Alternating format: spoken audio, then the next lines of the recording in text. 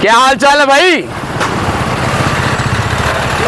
और मेरे दोस्त, सब बढ़िया चल रहा है? सीट बेल्ट लगाइए। हमें ये नहीं सोचना है कि छोटी गाड़ी के लिए सीट बेल्ट होता है, बड़ी गाड़ी के लिए भी है ना। लगाइए, सुरक्षा आपकी उसमें लगाइए। सीट बेल्ट लगाइए आप, है ना। पहचानते हो हमको? देखे हो हमको? कहाँ देखे हो? चलिए ठीक है, बढ़िया है। मस्त रहिए, स्वस्थ रहिए, आपकी यात्रा मंगलमय हो दोस्त। और कोई परेशानी हुआ करे तो हमको याद कर लिया कर।